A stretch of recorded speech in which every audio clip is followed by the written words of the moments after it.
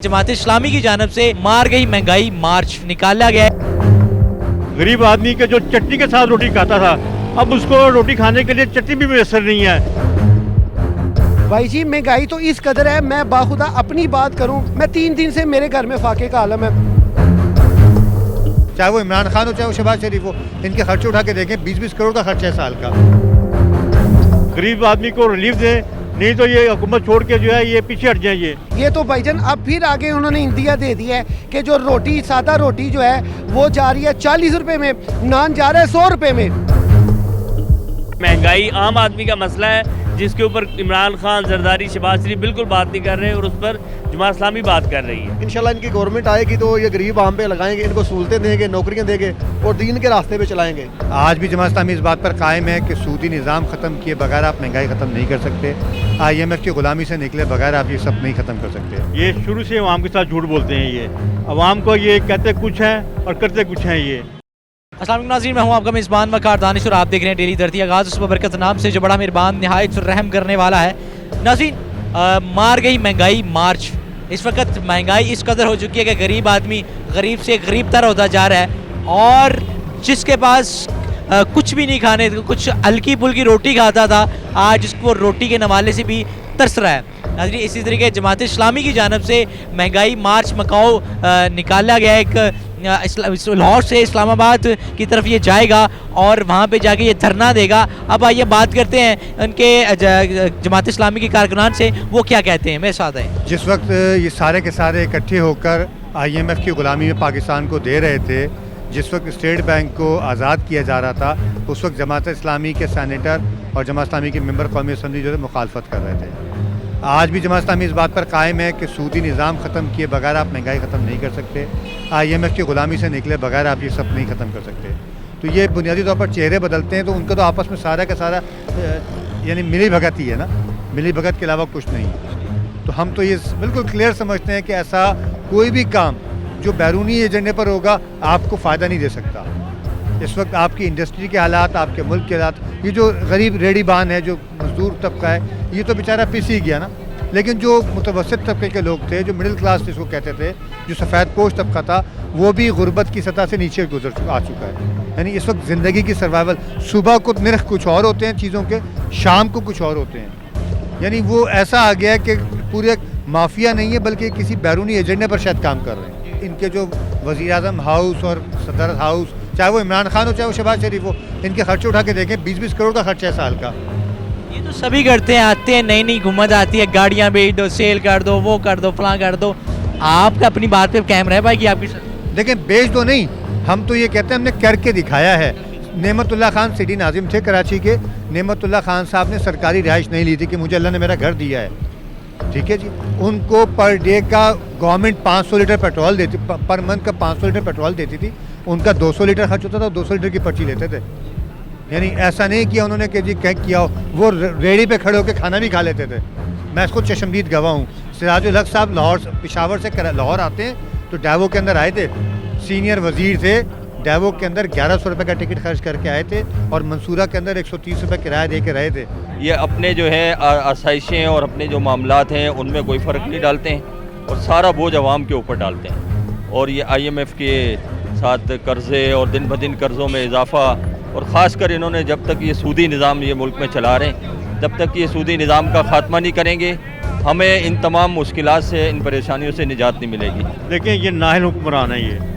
ये शुरू से अवाम के साथ झूठ बोलते हैं। ये अवाम को ये कहते कुछ है और करते कुछ हैं। ये इसाक डार ने कहा था कि मैं आऊँगा तो डॉलर जो है 200 रुपये से नीचे आ जाएगा। आज डॉलर की कीमत जो है 270-275 रुपये जाके पहुँची हुई है।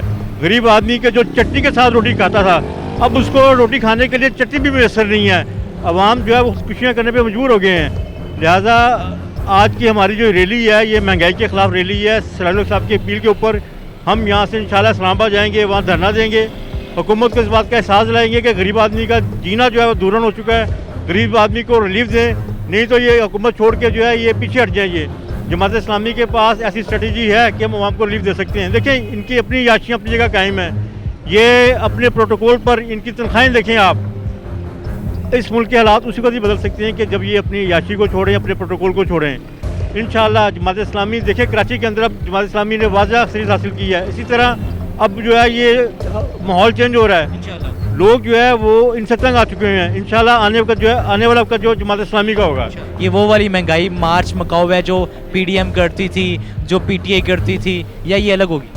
नहीं, इसमें जो है ना उससे फ़र्क इसलिए है कि ये लोग कभी हुकूमत में नहीं आए, लेकिन अमलन इन लोगों ने जो है हुकूमत के तमाम वो काम बग़ैर हुकूमत के जो अवामी वेलफेयर के काम थे वो किए हैं, और इसलिए इनका जो किरदार है और इनका जो माजी है वो वैसा नहीं है जो पीडीएम और पीटीआई का है, कि जो हुकूमत में रहकर भी कभी वेलफेयर का काम नहीं कर सके और हुकूमत में ना होकर भी कभी उन्होंने नहीं किया। आज आपको नज़र आ रहा है कि वो इश्यूज़ पर बात कर रहे हैं, सिर्फ अपने पॉलिटिकल इश्यूज़ पर, जबकि जमात इस्लामी पहले भी अवामी इश्यूज़ पर बात कर रही थी और आज भी वही बात कर रही है कि महंगाई आम आदमी का मसला है, जिसके ऊपर इमरान खान, जरदारी, शहबाज शरीफ बिल्कुल बात नहीं कर रहे और उस पर जमात इस्लामी बात कर रही है। क्या लगता है कि ये अब एंड करके आएंगे?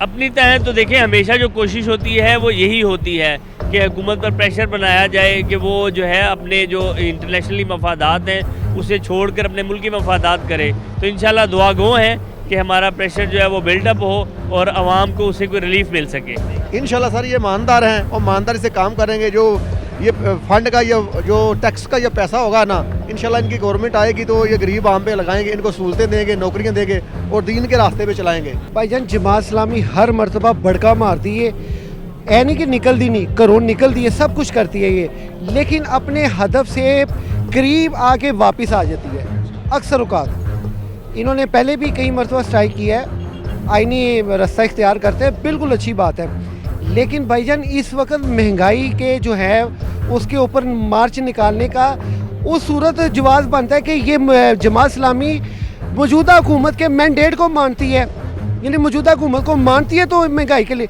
अगर वो नहीं मानती तो इलेक्शन फौरी करवाएगा, मुतालबा करे। एक तरफ ये भी कहती है कि फौरी तौर पे इलेक्शन करवाए, वो नहीं करवा रहे, मतलब कि उसके लिए तो नहीं नवाज रहे। ये सारे इशूज़ अपनी जगह हैं। इस वक्त जो करंट इशू है ना वो ये है कि कुरान पाक की हुर्मत के ऊपर कोई सियासी लीडर नहीं बोला, किसी ने एहतजाज रिकॉर्ड नहीं किया। यार हम मुसलमान हैं, इस्लामी जमहूरिया पाकिस्तान है, हमें जिस चीज़ के लिए निकलना चाहिए उसके लिए नहीं निकले, भूख के पीछे निकले। आखिर क्यों? आपको नहीं लगता कि महंगाई है? भाई जी महंगाई तो इस कदर है, मैं बाखुदा अपनी बात करूं, मुझे नहीं अच्छा लग रहा कि मैं मीडिया पे आके ऐसी बात करूं। मैं 3 दिन से मेरे घर में फाके का आलम है, बाखुदा 3 दिन से मेरे घर में फाके का, लेकिन मुझे उस फाके का से ज़्यादा इस चीज़ का गम है कि यार कुरान पाक को जलाया गया।